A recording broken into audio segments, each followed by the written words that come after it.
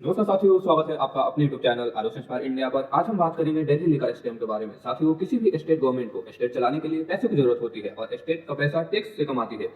इसी टैक्स को पैसे को गवर्नमेंट यूज करती है सरकार चलाने तथा स्कीम को लॉन्च करने में। यहीं पर स्टेट का टैक्स का बड़ा हिस्सा शराब की सेल से भी आता है और दिल्ली में अल्कोहल का रेवेन्यू और ज्यादा इंपॉर्टेंट हो जाता है क्योंकि दिल्ली में फॉरेन विजिटर बहुत ज्यादा आते हैं। यहीं पर दिल्ली के फॉरेन विजिटर के मामले में वर्ल्ड में 28 स्थान पर और इंडिया में नंबर 1 स्थान पर आता है। इसीलिए दिल्ली गवर्नमेंट के रेवेन्यू में शराब मेजर रोल इंपॉर्टेंट प्ले करता है। साथियों, दिल्ली में पुरानी लिकर पॉलिसी चल रही थी जिसमें था कि दिल्ली के अंदर 864 लिकर शॉप होती थी, जिसमें 475 गवर्नमेंट शॉप थी और 389 प्राइवेट शॉप होती थी। साथियों, इंडिया में शराब के ऊपर वैट लगता है, ना कि जीएसटी। जैसे ही एक बोतल शराब पर दिल्ली गवर्नमेंट 25% वैट लगाती थी। दैट्स मीन 100 रुपए की बोतल पर 25 रुपए दिल्ली गवर्नमेंट के रेवेन्यू में चला जाता था। लेकिन शॉपकीपर 1000 बोतल की सेल करते थे तो वो 400 बोतल ही सेल को दिखाते थे। इसमें गवर्नमेंट के रेवेन्यू को नुकसान भी होता था। उसके बाद 4 सितंबर 2020 को केजरीवाल गवर्नमेंट ने एक एक्सपर्ट कमेटी बनाती है जिसको हेड कर रहे थे excise commissioner of Delhi AG Krishna. Excise committee लगभग एक महीने बाद 13 अक्टूबर 2020 को एक रिपोर्ट प्रेजेंट करती है। फिर 5 सितंबर 2021 को दिल्ली गवर्नमेंट दिल्ली कैबिनेट के अंदर न्यू पॉलिसी को पेश करती है। उस समय पर दिल्ली के डिप्टी सीएम मनीष सिसोदिया वह एक्साइज डिपार्टमेंट को भी हेड कर रहे थे। इसके साथ दो लोग और ऐड हो जाते हैं जो है रेवेन्यू मिनिस्टर कैलाश गहलोत और हेल्थ मिनिस्टर सत्येंद्र जैन, और इन टीम को ग्रुप ऑफ मिनिस्टर कहा गया। ऐसे लोग ये लोग डिसाइड करते थे कि इस न्यू लिकर पॉलिसी में कैसे एग्जीक्यूट करना है, क्या चेंजेस लाने हैं और कैसे इसको एग्जीक्यूट करें ताकि ज्यादा से ज्यादा बेनिफिट को कमाया जा सके। 22 मार्च 2021 को इस पॉलिसी को एक्सेप्ट किया जाता है। लेकिन दिल्ली एक यूटी है, दिल्ली गवर्नमेंट के साथ साथ वहां के लेफ्टिनेंट गवर्नर का भी अप्रूवल कराना होगा। केवल दिल्ली गवर्नमेंट के अप्रूवल से कुछ नहीं होगा। साथियों, इससे पहले हम ये समझेंगे कि क्या थी न्यू लिकर पॉलिसी, ताकि हमें आगे चलकर समझ सके कि क्या था स्कैम।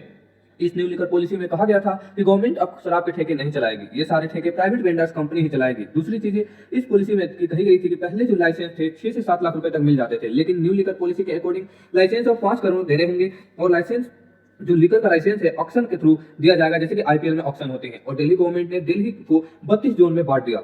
फिर इसके बाद इन्होंने न्यू पॉलिसी में कहा कि दिल्ली के अंदर जो शराब पीने की एज है उसे 25 से कम करके 21 साल कर दिया गया और दिल्ली के ड्राई डे को 23 डेज से कम करके 3 डेज कर दिया गया, यानी कि 3 दिन ही शराब बंद होगी, बाकी दिन शराब बिकेगी। इसके साथ साथ शराब बेचने की टाइम लिमिट को भी बढ़ाकर रात को 3 बजे तक कर दिया गया और इसको होम डिलीवरी की भी व्यवस्था को ऐड किया गया। दिल्ली गवर्नमेंट का कहना था कि न्यू लिकर पॉलिसी को लागू होने पर 5000 करोड़ का रेवेन्यू चेंज होकर 8000 करोड़ तक पहुंच जाएगा। साथियों, इस न्यू लिकर पॉलिसी को दिल्ली गवर्नमेंट ने अप्रूवल तो कर दिया।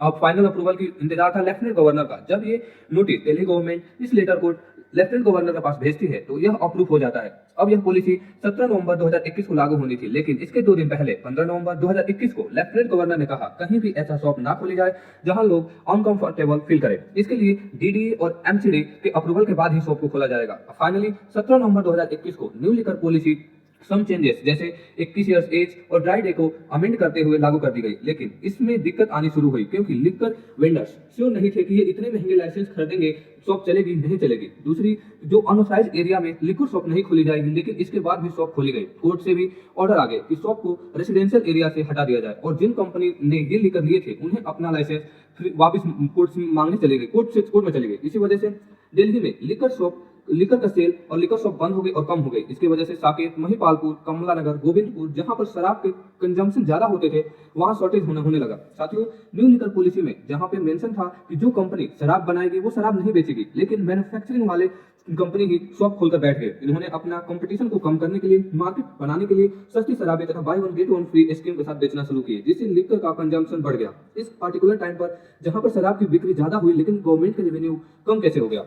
साथियों, 8 जुलाई 2022 को चीफ सेक्रेटरी नरेश कुमार एक रिपोर्ट बनाकर लेफ्टिनेंट गवर्नर को सबमिट करते हैं, जिसमें चीफ सेक्रेटरी ने कहा कि न्यू लिकर पॉलिसी ने कई एक्ट को वायलेट किया है, जैसे GNCTD act 1991, TOB transaction of business act 1993, Delhi exercise act 2009 and Delhi excise rule 2010। और चीफ सेक्रेटरी ने कहा कि ये पूरा प्रोसेस इलीगल तरीके से किया जा रहा है और मेन पॉलिसी को अप्रूवल तो लेफ्टिनेंट गवर्नर से मिल गया था, लेकिन बाद में जो कुछ चेंजेस हुए थे, जो अमेंडमेंट हुए थे, उसका अप्रूवल नहीं मिला था। चीफ सेक्रेटरी ने कहा कि एक कंपनी भी जिसने एक कंपनी थी जिसको 30 करोड़ रुपए का डिपॉजिट किए, लेकिन इस कंपनी ने एयरपोर्ट से एनओसी नहीं मिलने पर दिल्ली गवर्नमेंट ने इस कंपनी को 30 करोड़ रुपए बिना किसी अप्रूवल के, बिना किसी कैबिनेट में पास किए वो वापस दे दिए। दिल्ली एक्साइज रूल 2010 का पॉइंट 4811 बी का वायलेंट है, जिसमें कहा गया कि डिपॉजिट अमाउंट किसी भी कंडीशन पर वापस नहीं की जाएगी। चीफ सेक्रेटरी ने यह भी कहा कि मनीष सिसोदिया ने जो विथड्रॉ एंड अप्रूवल डिजाइन किए हैं जिस न्यू लिकर पॉलिसी का। इससे दिल्ली के रेवेन्यू में 580 करोड़ का नुकसान हुआ है। जब यह रिपोर्ट लेफ्टिनेंट गवर्नर के पास पहुंचती है तो वो इस पर इंक्वायरी बैठा देते हैं। इस सब चीज को देखकर Manish Sisodia new liquor policy को हटाकर पुराने लिकर पॉलिसी को दोबारा से लागू कर देते हैं। इसके बाद बीजेपी और कांग्रेस प्रोटेस्ट करने लगती है। दूसरी तरफ सीबीआई ने भी अपनी इंक्वायरी स्टार्ट कर दी और अपनी इनिशियल इंक्वायरी के बेसिस पर सीबीआई ने 17 अगस्त 2022 को 16 लोगों के ऊपर एफआईआर रजिस्टर की। 20 अगस्त 2022 को सीबीआई ने मनीष सिसोदिया के घर पर रेड डालती है, लेकिन सीबीआई को कुछ नहीं मिला उस टाइम पर। लेकिन सीबीआई ने इसके ऊपर जो केस लगाए थे section 120B of the Indian penal code of section 7 of the prevention of corruption act 1988, ये शेड्यूल ऑफेंस है under the prevention of money laundering act 2002, जिसके तहत 22 अगस्त 2022 को ईडी भी इस रेड डालती है। साथियों, 25 नवंबर तथा 26 नवंबर 2022 तक सीबीआई और ईडी ने अपनी अपनी इंक्वायरी करके कोर्ट को रिपोर्ट सबमिट करी। चलिए बात करते हैं कि दोनों एजेंसी सीबीआई और ईडी ने क्या प्रूव किया कि आम आदमी पार्टी के बड़े बड़े लीडर्स को बैक टू बैक गिरफ्तार किया गया। साथियों, ईडी का कहना था कि आम आदमी पार्टी के टॉप लीडर ने 3 आदमी विजय नायर, दिनेश अरोड़ा और अमित अरोड़ा को और भी लोग शामिल थे। इन्होंने मिलकर साउथ ग्रुप के साथ डील किया था।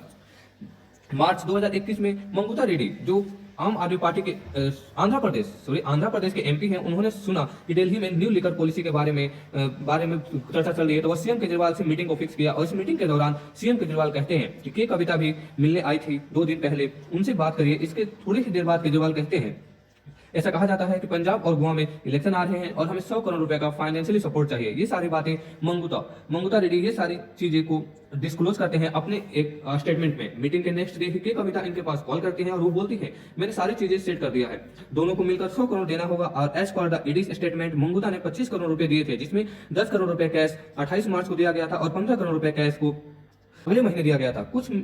कुल मिलाकर ये अलग अलग जो साउथ के बिजनेसमैन थे उनसे 100 करोड़ इकट्ठा किए और ये 100 करोड़ रुपए विजय नायर लेता है, जो आम आदमी पार्टी के बिहाफ पर लिकर पॉलिसी के इस तरह से बनाई गई थी जिसपे साउथ ग्रुप का पूरी तरह से कंट्रोल स्थापित किया जा सके। अच्छा, जब ये सारी चीजें सीबीआई और ईडी कोर्ट के सामने पेश कर रही थी तो कोर्ट के द्वारा केजरीवाल को ईडी के समन भेजता है। पहला समन 30 अगस्त 2023 को भेजा जाता है, लेकिन सीएम केजरीवाल जाते ही नहीं है। अगस्त 2023 से मार्च 2024 तक ईडी के द्वारा और सीबीआई के द्वारा 9 समन भेजा गया, लेकिन केजरीवाल नहीं जाते हैं।